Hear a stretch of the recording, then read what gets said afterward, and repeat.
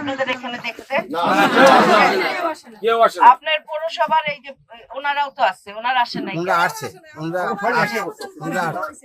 তো তাহলে এখন তো আপনারা বিশ্বাস করেন যে এখন কাজের সময় হয়েছে, কাজ হবে, আপনাদের ভোগান্তি দূর হবে।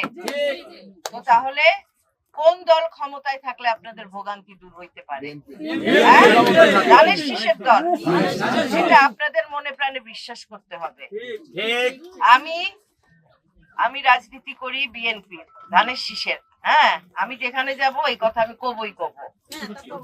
এই বৃষ্টি বাদল এই ইসের মধ্যে আর কেউ আসছে কোনোদিন আপনাদের? তাহলে আপনাদের কার পক্ষে থাকতে হবে? বিএনপির পক্ষে। এদিক ওদিক কিছু হবে না তো? কোটি কোটি, এখানে 10-15 কোটি টাকার কাজ আমার মনে হইতেছে রাস্তাঘাট। ইনশাআল্লাহ আস্তে আস্তে এটা রাস্তাঘাট বলেন, এখানে আপনাদের প্রথম হইলো পানির যে জলাবদ্ধতা ওইটা ঠিক করতে হবে। কারণ এর জন্য আপনারা আপনাদের ইনশাআল্লাহ এটা প্রথম এটা আমরা প্রাধান্য দিয়ে এই কাজটা, এই এলাকার কাজটা আমি করব। কারণ 7 নাম্বার এবং 8 নাম্বার ওয়ার্ডে আমি অনেক ভোট পাই। আপনারা আমার 12 নম্বর ওয়ার্ড, 8-7-12 এই জায়গায় আমি ভোট পাইছি অনেক। তাই আপনাদের প্রতি আমার দুর্বলতা যে আপনারা আমারে জিতাইছেন, কিন্তু আপনাদের আরেকটা দায়িত্ব দিয়ে যাব আমি এখানে। দায়িত্বটা হইলো যে এই ধর্মের নামে যে পাড়ায় মহল্লায় যে তালিম করতেছে তাদেরকে আপনাদের প্রতিহত করতে হবে। আমরা বিরোধিতা করব। শুনেন, আপনাদের একটা কথা বলি, আমি এমন একটা পরিবারের যে এখানে ইসলামকে সমুন্নত রাখবে, ইসলামকে নষ্ট হইতে দিবে না, ইসলামের নাম।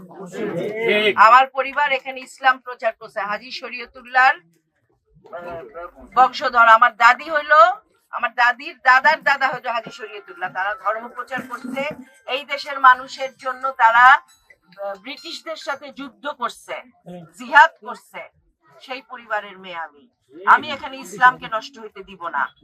একটা দল আছে যে ইসলামকে নষ্ট করে দিবে, আপনাদের আমি সাবধান করে গেলাম।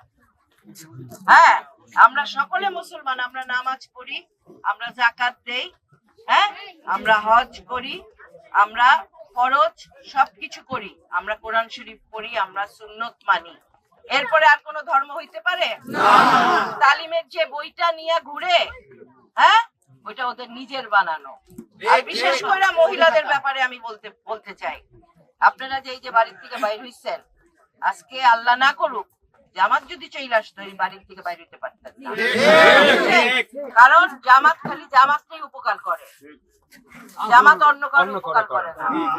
আমি এই ফরিদপুরবাসীর সকলের এমপি, এখানে জামাতে অনেকে ভোট দিছে, কিন্তু তাই বলা আমি সেটা করব না। আমি জানি একটা না একটা সময় আপনারা যখন বুঝবেন, আপনারা ধানের শীষে ভোট দিবেন।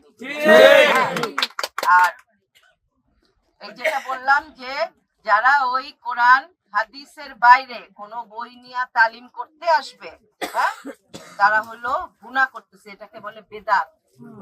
হ্যাঁ, এটাকে বেদাত বলে, যারা কোরআন হাদিসের বাইরে অন্য কোনো বই দিয়া ইসলাম প্রচার করতে যায়। এগুলা যদি আপনারা শুনতে যান, আপনাদেরও গুনাহ হবে। হ্যাঁ, আপনারা শুনবেন এগুলা? আপনাদের আমি অনেকগুলা এলাকায় মহিলাদের পড়াশোনা করাইতেছি, তারা পড়বে, তারা কোরআন শরীফের মানে বুঝবে, আল্লাহ ওই কোরআন শরীফে কি লিখে দিচ্ছে সেটা আপনারা বুঝতে পারবেন। আরবি ছাড়াও বাংলাতে আপনারা যদি চান, অনেক জায়গাতে আপনারা যদি চান এখানে রাত্রিকালীন স্কুল আমি আপনাদের খুলে দিব, ওখানে পড়াশোনা করবেন, কোরআন শরীফ জানবেন, হাদিস জানবেন, বাংলায় জানবেন, এবং আপনারা বুঝবেন আপনাদের ধর্ম, আপনাদের কিভাবে ধর্ম পালন করতে হবে, এবং আপনাদের এতটুকু বুঝ আসবে কোন মার্কায় ভোট দিলে আপনাদের জন্য কল্যাণ হবে, আপনাদের জন্য উপকার হবে।